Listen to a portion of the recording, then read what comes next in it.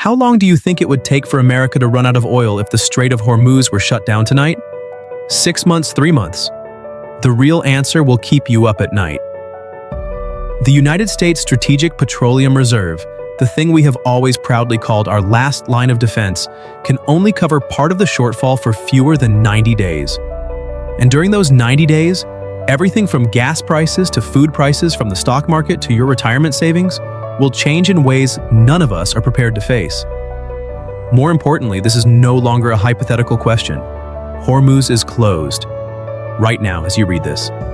And the clock is ticking. Understand why what is happening right now is dangerous enough for the head of the International Energy Agency to call it the greatest energy security challenge in the history of humanity. We need to start with what lit the fuse. On February 28, 2026, the United States and Israel launched coordinated airstrikes against Iran under an operation called Operation Epic Fury, targeting military facilities, nuclear sites, and senior leadership. Within hours, Iran's Islamic Revolutionary Guard Corps began broadcasting over radio frequencies, a message that stopped the shipping world. Cold vessels transiting the Strait of Hormuz were not permitted to pass.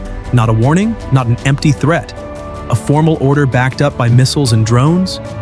And the world, which had spent decades treating Hormuz as a potential flashpoint, suddenly realized that the worst-case scenario was no longer a theory. Within 24 hours of that declaration, tanker traffic through the strait began collapsing. Maritime insurance companies pulled war risk coverage for ships attempting to transit the area. Without insurance, no ship owner was willing to risk a vessel worth hundreds of millions of dollars in a waterway where missiles and drones were active. By the first week of March, traffic through Hormuz had dropped by 90%. More than 150 ships sat anchored outside the strait, waiting hopelessly for any signal that things had changed. On March 2nd, a senior Revolutionary Guard official officially confirmed the strait was closed and threatened any ship that tried to pass anyway. Iran carried out more than 21 confirmed attacks on commercial vessels in the area. This is not a warning on paper anymore. This is reality unfolding day by day. Energy markets responded immediately. Brent crude prices jumped 10 to 13% in a single day on March 2nd, hitting around $80 to $82 a barrel. And that was just the opening days, when markets still held on to some hope that the situation would be resolved quickly. But as week 2 passed and then week 3, analysts started revising their forecasts upward. Experts estimate that without a medium-term solution in the near future, oil prices could hit $120 a barrel. And in the worst-case scenario, if the blockade stretches into summer, the number $200 is no longer unthinkable. At that price level, a gallon of gasoline in America could easily push past $8 to $10. Not in a few months, in a few weeks.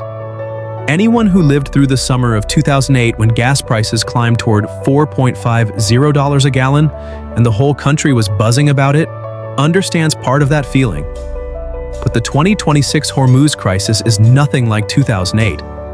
Nothing like 1973 either, because this time, supply was not partially reduced. It was cut off suddenly and completely, and the scale of the shock is larger than anything the modern world has ever had to deal with. The International Energy Agency launched the largest emergency reserve release in the entire history of the organization. They had never done that before. Never. Until now. But emergency reserve releases are not an unlimited solution. And this is the part that most TV news coverage never explains clearly enough. The United States has its Strategic Petroleum Reserve, holding somewhere between 350 and 400 million barrels of oil stored in underground salt caverns in Louisiana and Texas. At a release rate of around 4 million barrels per day, that reserve can only cover part of the shortfall for fewer than 90 days. That is the number we mentioned right at the start. And that clock is running right now, not in a hypothetical scenario on some policy planner's desk, but in the real world of March 2026. Other countries are in no better shape. Japan, which depends on the Persian Gulf for about 95% of its crude oil imports, urgently asked its government to release national reserves within the very first days of the crisis. South Korea, which sources about 75% of its crude from the region, is facing the same pressure. Iraq, the world's 6th largest oil producer, was forced to cut its exports from Basra from 3.3 million barrels per day down to just 900,000 barrels, because most of its oil simply cannot get out. Saudi Arabia had to shut down the Ras Tanura refinery, its largest facility, which processes 55,000 barrels per day. Energy giants, including Qatar Energy Shell and Kuwait Petroleum Corporation, have invoked force majeure clauses, something that had never happened before in the entire history of oil and gas production in the Gulf region.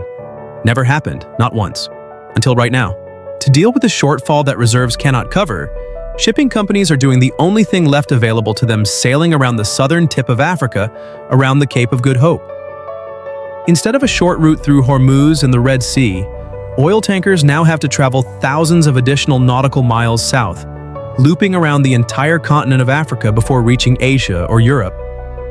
Shipping costs have surged. Delivery times have stretched by 2 to 3 weeks. And during that time, the supply chains of entire industries around the world are beginning to crack at the seams, one link at a time. But even that long detour around Africa is not entirely safe. Iran launched drone strikes against Oman's deep-water ports at Duqm and Salalah, which had been seen as backup transit points in an emergency. At least one fuel storage tank at Duqm was damaged.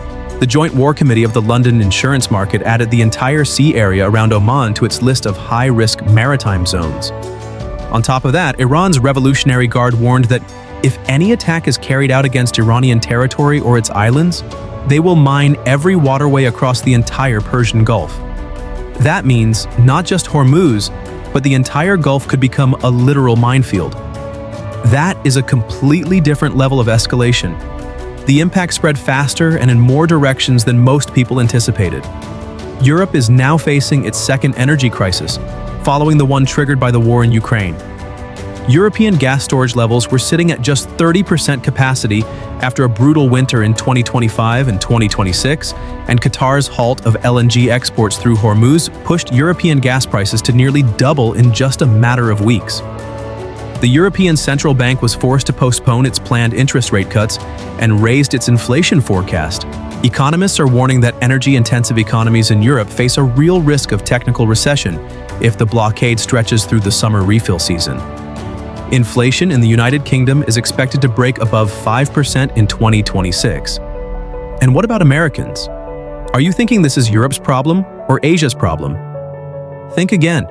Former Federal Reserve Chair Janet Yellen has publicly warned that depending on how badly the war impacts oil markets, American economic growth will suffer, and the Fed's job of keeping inflation under control will become significantly harder. U.S. stock markets reacted from the very first days. Rising gas prices are eating into the purchasing power of American consumers.